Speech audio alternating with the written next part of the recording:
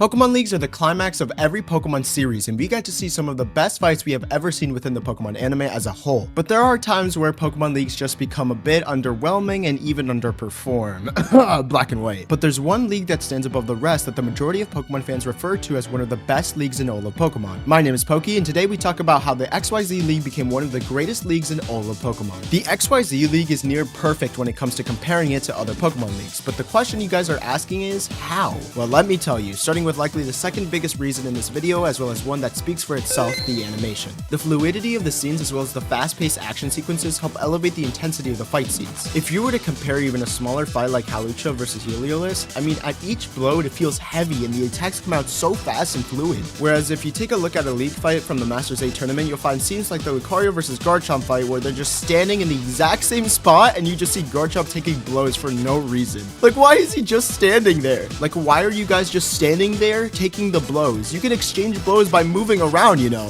Garchomp could be flying in while Lucario keeps dodging and weaving, but no, we don't really get that much, and it's just really disappointing. Not as bad as something like Blue Lock, but still, it could be a contender. That was a joke, by the way. There's nothing that comes close to Blue Lock. Or the moment where Pikachu uses Picanium Z on Steven, and yet it was nothing like the Z move we saw back in the Sun and Moon series when Ash was fighting Tapu Koko. Now, I know for the love of everything that it was airing during difficult times and such, but Journeys also suffered tremendously from the directors. Not to mention, it doesn't change the fact that the show just didn't have good animation. I feel like if anyone's to blame, it's the directors, not the animators whatsoever. XYZ, on the other hand, had tremendously well choreographed fight scenes for even some of the more average fights in the series, such as Greninja vs. Gardevoir. But you guys are catching what I'm putting down. Both Ash vs. Alon and Ash vs. Sawyer had animation that completely trumps anything that Pokemon has come out with recently, with the exception of the Leon and Tapu Koko fight, because I think they're all on par with each other. The animation was a key part in making the league fights that much more enjoyable to watch, and it makes sense. I mean, why would you even watch an action shonen anime if it didn't have solid levels of animation? Now listen, I'm not saying it needs to be Demon Slayer level, but even shows like My Hero Academia has great levels of animation and helps elevate the fights and make me enjoy the fights that much more.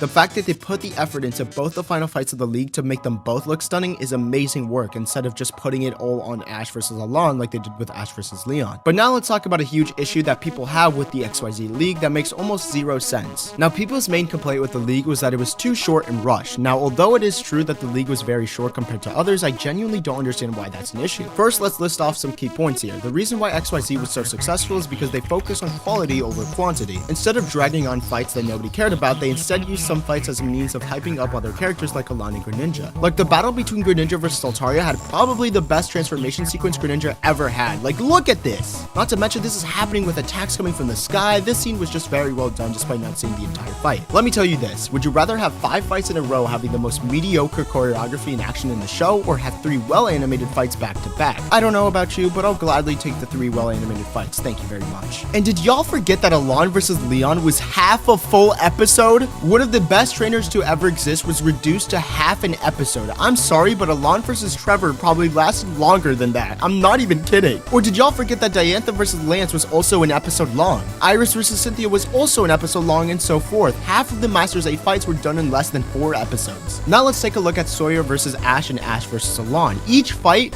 ran for exactly 2 episodes. That's 40 minutes per fight. The reason why these fights were memorable were because the fight lasted longer than COD's campaign. It wasn't a 12-minute finish like Leon versus Alon. Each fight lasted for 40 minutes each, and the battles were longer because of it. They had more time to give each Pokemon good amounts of screen time and value. They were given so much time to flow the battles in a way that made it look realistic. So yeah, the league was rushed, but is that really a bad thing when you're getting 2 of the best animated fights in the entire series? Hey, this is Pokey from the future. If you like XY videos or Pokemon videos in general like this one, subscribe and you'll never miss out on a single one. Thank you for your time, and back to the video. Let's be honest, did you really think characters like Trevor and Tiana were gonna beat Ash and Sawyer, let alone Alon? Be honest with me, nobody cared about those characters. The league was better because it focused on the characters that actually mattered. And because of that, they didn't give a slop like Lance versus Diantha, which, man, not to be a downer or anything, that fight was definitely my least favorite fight. The animation on that fight was just not it. I swear at times they just felt like literal slideshows were happening. I'm not even kidding. So in short, yes, the league was rushed in theory, but in reality, the two best fights were dragged out for the perfect runtime, which was essentially worth half of the Masters 8. And don't give me that bullcrap of, oh, they had to rush the battles because there were so many characters. Well, hey, is that my fault or the directors of Journeys at fault here? Answer that question for me. I would have loved the ending to Journeys if the final fights were just the semifinals. Maybe Ash versus Cynthia in one fight, then Alon versus Paul, and coming into the final rounds, we get Ash versus Alon, and then it ends off with Ash versus Leon. Less fights would have meant more quality. But in short, the XY League was rushed. I agree with you on that, but I believe in prefer quality most definitely takes priority over quantity. And now moving on to our last point, which is obviously the characters. Let me tell you something. Seeing Alon's growth as a trainer from the XY specials had everyone on lock. Absolutely everyone knew he was on business every time he was on screen. Bro could back up everything he said when bro fought the Primals and Hoenn's strongest trainer. And don't get me started on Sawyer. Sawyer was losing fight after fight after fight against Ash until he finally won against Ash's most powerful form with Greninja. And then when Sawyer versus Ash came on, you already knew that things were gonna get heated. Sawyer went from a constant losing streak to Ash to actually beating Greninja. People saw Ash get hit with Leaf Storm and things were looking pretty grim, and people were like, hold up,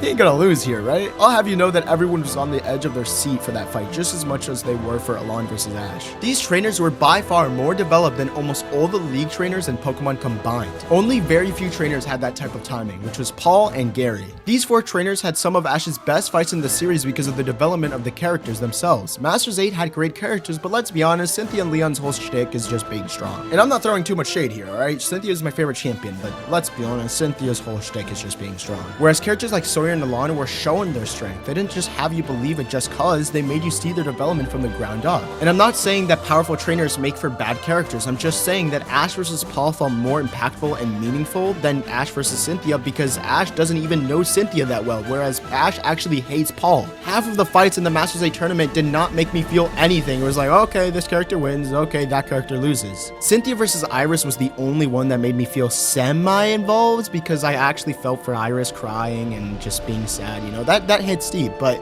I feel like the only other fight that made me intense and actually feel engaged in the fight was Ash versus Leon because there were actual stakes because Ash was going to become the Masters 8 champion. And that's why people cared about Ash versus Sawyer and Ash versus Alon because it was the highest point that Ash has ever reached in a Pokemon League ever, and Ash actually had relationships with the characters he was fighting against, which is why it felt so tense to watch because you could genuinely see their fights going either way. The shock and suspense factor is a huge chunk of how good a Pokemon fight really is. Without that, you're kind of looking at a pretty boring fight. I mean, let's be honest here, other than the Alolan League, nobody actually thought Ash was going to lose a fight until Leon, right? It definitely took a lot of the intensity out for me, but of course that's just my opinion. But yeah, that is primarily the reason why the XY League was a great league, because it had great levels of animation and prioritized quality over quantity. Not to mention it had great characters behind the Pokemon, so you were thoroughly engaged. Now let me end off by answering the question. No, the XYZ League wasn't perfect, but it was still amazing nonetheless. No league in my opinion was perfect. Journeys League suffered a lot from the suspense factor and the animation up until Leon versus Ash. The Sinnoh League pulled that Tobias move on Ash just to get him to lose, which was just horrible writing. And of course, Alola, in my opinion, had trainers that honestly shouldn't have been in the league to begin with, but that's besides the point. But guys, what do you think of the XYZ League? Do you think it was bad or great in your eyes? Let me know in the comments as I do respond to a bunch of them. That's all Yuki wrote, and I'll see y'all next time.